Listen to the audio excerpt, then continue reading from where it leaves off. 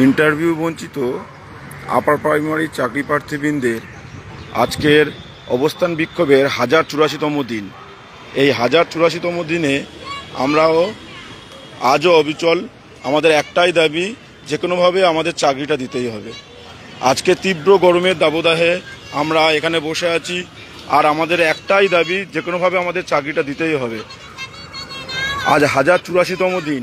এই 1084তম দিনেও প্রচণ্ড গরমের তীব্র দাবদাহ, তার মধ্যেও আমরা এখানে বসে আছি এবং আমরা এখানে বসে থাকব। শীত, গ্রীষ্ম, বর্ষা, আমাদের একটাই দাবি, ইন্টারভিউর 15 দিন আগে পর্যন্ত সিট আপডেট করে আমাদের সবাইকে সমস্ত ট্রেড পাস ট্রেনদের চাকরি দিতেই হবে। এটাই হচ্ছে আমাদের দাবি। এই দাবি নিয়ে আমরা মঞ্চে আছি। আমাদের দুটো লাইভ চলছে এখন।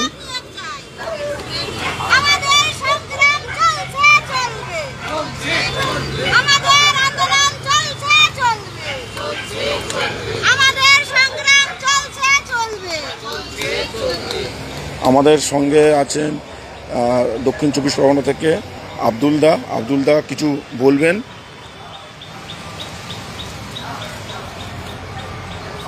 নমস্কার, আমি আব্দুল আলী খান, কলকাতায় বোরান সুকান্ত পল্লী থেকে এখানে আসছি। আজ আন্দোলনের 1084 দিন।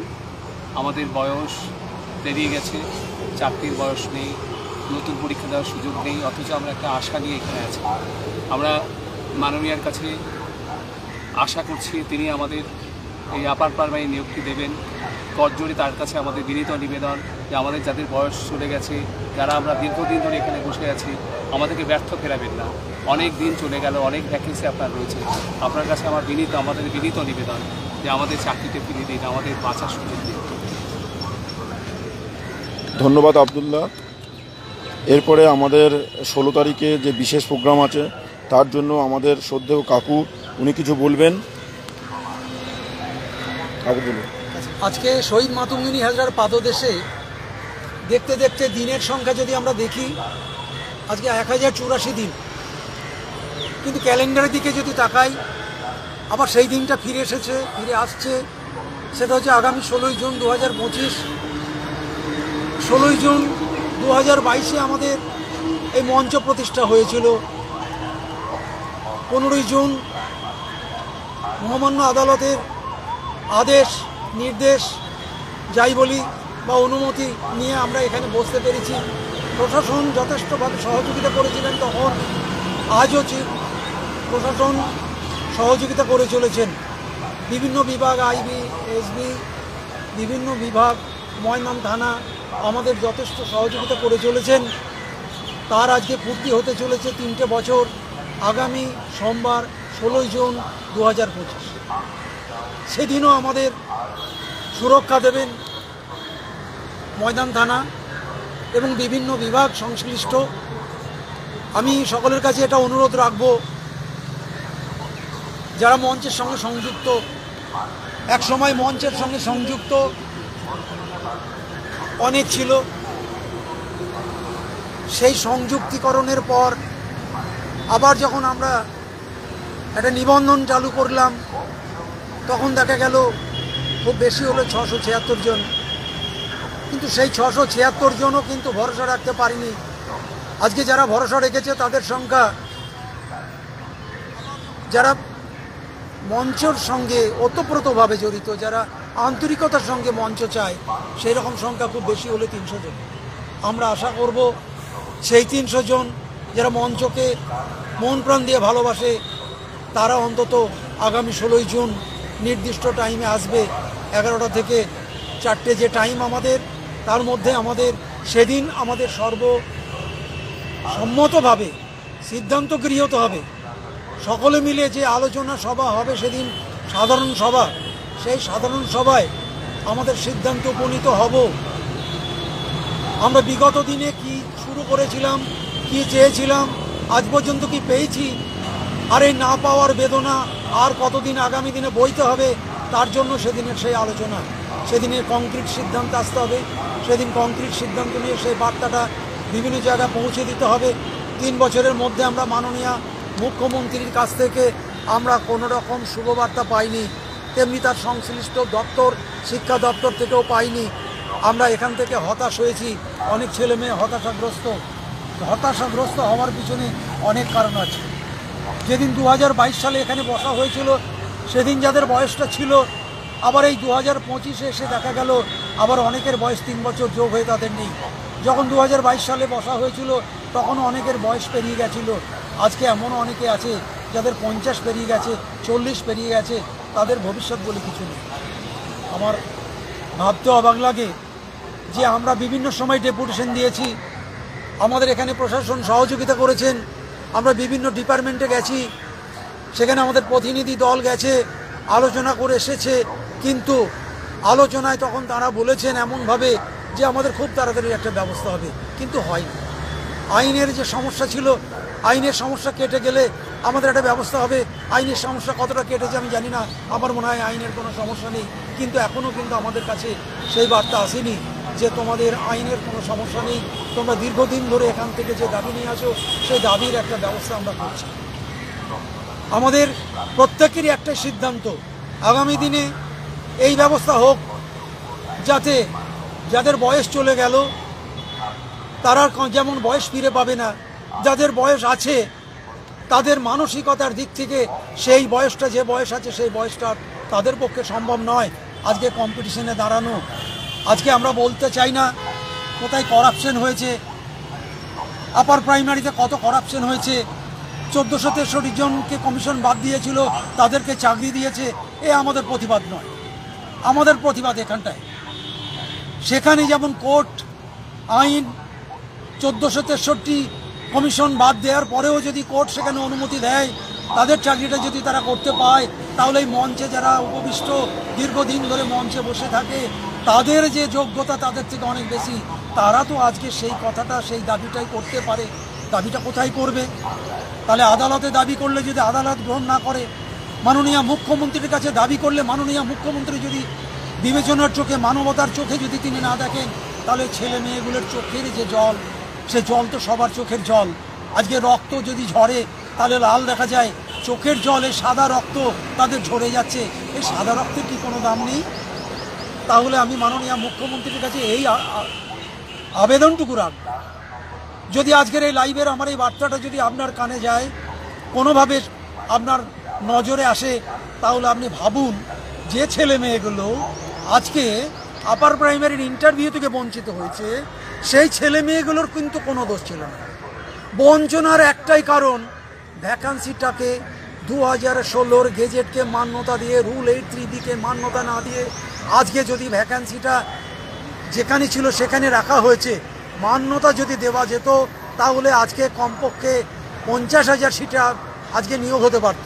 আমি 50,000-এর কথা বলছি না, কিন্তু সরকারের নির্দিষ্ট 5,000 যে 108টা সিট, 5,001 তৎকালীন লয়ারদের, সরকারি লয়ারের সাবমিশনের, সেই 10,000 সিট যদি আজকে সংযুক্ত হতো, তাহলেও কিন্তু এই গাছতলায় বসে থাকা ছেলে মেয়েদের চাকরি হতো। আমরা চাই না সেই দিকটা তাকাতে, আমরা এখন চাই না সেই দিকটা বলতে। আমরা কে কোথায় অন্যায় করছে, কে কোথায় করাপশন হয়েছে, আমরা সেটা বলতে চাই না। আমরা বলতে চাই যেভাবে 1463 জনের যদি চাকরি হয়ে থাকে, আমরা জানতে পারছি আগামী দিনে 233 জন যাদের বাদ গেছে তাদেরও নাকি চাকরি হয়ে যেতে পারে। তাহলে যা তাদের থেকে অনেক বেশি নম্বর নিয়ে, উপযুক্ত যোগ্যতা নিয়ে যে ছেলে মেয়েগুলো এখানে বসে আছে, তাদের কেন চাকরি হবে না? আর তাদের যদি চাকরি না হয়, তাহলে তারা কি তাহলে ছেড়ে দেবে? যখন সহ্য করতে করতে, শান্তি শৃঙ্খলা বজায় রেখে এই মঞ্চে আজকে পর্যন্ত কোনো প্রশাসনের তরফ থেকে বলতে পারবে না যে ইন্টারভিউ বঞ্চিত আপার প্রাইমারি চাকরি প্রার্থীরা এই শহীদ মাতঙ্গিনী হাজরার পাদদেশে আগামী 16ই জুন যে 3টে বছর পূর্ণ হচ্ছে, এই 3 বছরের মধ্যে তাদের শৃঙ্খলা পরায়ণ ছিল না, কোনো রকম অন্যরকম কোনো ছেলেমেয়েরা তাদের প্রশাসনের নজর এড়িয়ে কোনো রকম অপ্রীতিকর ঘটনা ঘটিয়েছে কিনা? ঘটায়নি। শুধু আশা করে আজও বসে আছে যে একটা সুরাহা হবে, একটা সুরাহা হবে, একটা সুরাহা হবে। সেই সুরাহার জন্য আমরা কিন্তু আগামী 16ই জুন 2025 3 বছর পূর্তি উপলক্ষে সেদিন আমরা সমাবেশ অনেক বেশি নিশ্চয় করব না, কারণ প্রশাসনের সঙ্গে কথা হয়েছে যে অনেক বেশি সমাবেশ যেন না হয়, এখানে জায়গার সংকুলান কম, আমরা ম্যাক্সিমাম 300 জনের বেশি নিশ্চয়ই আমরা আনছি না।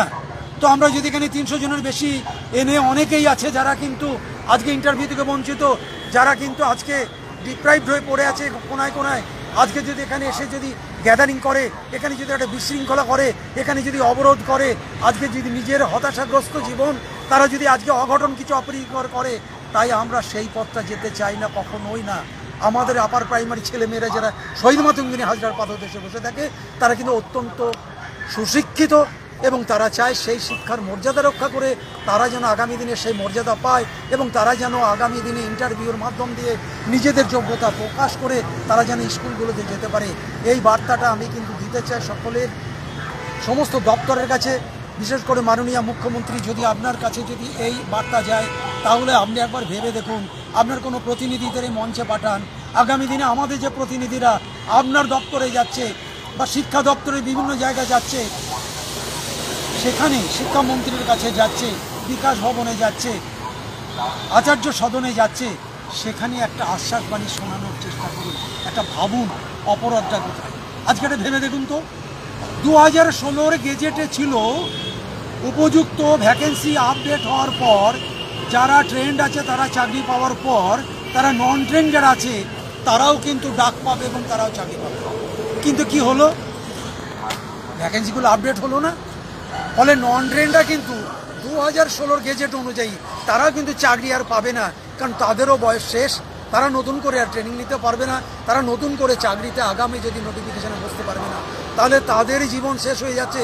তাহলে তাদেরকে কি অনগোয়িং প্রসেসে 2016 গেজেটকে মান্যতা দিয়ে সেই নন ট্রেন্ডগুলো যদি কোনো ভ্যাকেন্সি আপডেট হয়, তাহলে তারা কি চাকরি পেতে পারে না? তারাও তো এই মঞ্চের সঙ্গে আজও অপেক্ষায় আছে যে আমাদেরও হয়তো কিছু হবে। আগামী দিনে 2016 গেজেটের যে নিয়ম নীতি ছিল, আগামী দিনে 2016 গেজেটের পরিবর্তে 2025 গেজেটে সেই নিয়ম নীতি নেই, তাহলে তারা যাবে কোথায়? সেই নন ট্রেন্ডগুলো যাবে কোথায়?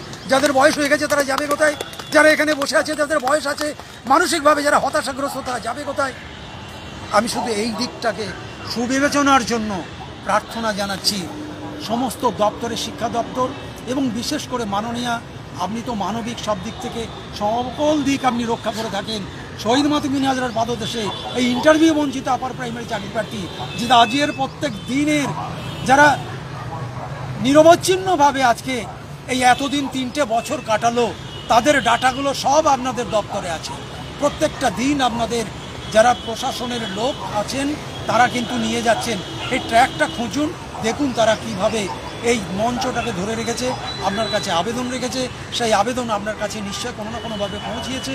যদি না পৌঁছায়, আজকের এই কথাগুলো আগামী 16 জুন আপনার কোনো প্রতিনিধিকে প্রেরণ করুন। আগামী 16 জুন আমাদের প্রতিনিধিরা আপনার কাছে যেতে হবে না, আপনার কোনো প্রতিনিধি এই 16 জুন 3 বছর পূর্তিতে একজন যদি আসেন, তাহলে এরা নতুন করে প্রাণের সঞ্চার হবে, নতুন করে আশা তারা সঞ্চারিত হবে। আপনি কাউকে একজনকে পাঠান যে দেখে ওরা কারা, ওরা কি বলতে চায়, শুধু ওরা কি বলতে চায় এই বলার জায়গাটা আপনার প্রেরিত প্রতিনিধির কাছে। তিনি যদি এখানে থেকে কান্নাটা শুনতে পান, সেই কান্নার রোল যদি তাদের মাধ্যম দিয়ে আপনার কাছে পৌঁছায়, আমি আশা করব, আমরা এটুকু জানি আপনি কিন্তু সেই কান্নার রোল শোনার পর আপনি কিন্তু একটা কিছু ভাববেন। তাই আপনার সেই সদ্ভাবনার আশা রাখছি, আপনার জন্য অপেক্ষা করছি। 16 জুন আপনার প্রতিনিধিরা কেউ আসুক, যদি তাও না আসে আমাদের প্রতিনিধিদের আপনার সান্নিধ্যে যখন যাবে তাদের কথা শুনুন এবং একটা ব্যবস্থা কিছু করবেন, এই আশা রাখি। আর সর্বোপরি আমি এইটুকু বলতে চাই, আমাদের যে সকল ছেলেমেয়েরা ইন্টারভিউ বঞ্চিত তোমরা আছো, তোমরা কিন্তু 16 তারিখে যে যেখানে যেভাবে আছো, তারা কিন্তু 16 তারিখে এসো, পদার্পণ করো। আমরা বুঝতে পারবো সেই দিন যে কারা তারা যারা মঞ্চের সুবিধা পেতে চায়, মঞ্চের মাধ্যমে নিজেকে আগামী দিনে তার ভবিষ্যৎটাকে বাঁচাতে চায়। আমরা সেই 16 তারিখের সেই হিসাব নিকাশের দিন আজকে আমি আশা করব সেই 16 তারিখে তোমরা যে যেখানে আছো, এই দূরবর্তী যেখানেই থাকো না কেন, আমাদের এই লাইভের কথাটা যদি কোনোভাবে তোমাদের কানে যায়, তাহলে তুমি আমার এই বিশেষ করে এই অনুরোধটা আমি তোমাদের কাছ থেকে এইটুকু আশা পেতে চাই যে না, আমরা এসেছি, কারণ মঞ্চ আমাদের 3 বছর আগে প্রতিষ্ঠা করেছিলাম। আজকে আমরা আবার এসেছি 3 বছরের পুনঃপ্রতিষ্ঠা করে আমরা আগামী দিনের আন্দোলনের রূপরেখা তৈরি করব। সেই আশা, সেই ভরসা নিয়ে আজকে আমি তোমাদের কাছে এই বার্তা দিলাম। কথা রেখে নিয়োগ নিয়োগ নিয়োগ চাই, সিটে নিয়োগ চাই, নিয়োগ নিয়োগ চাই, সিটে নিয়োগ চাই, নিয়োগ নিয়োগ নিয়োগ চাই, দাবি দাবি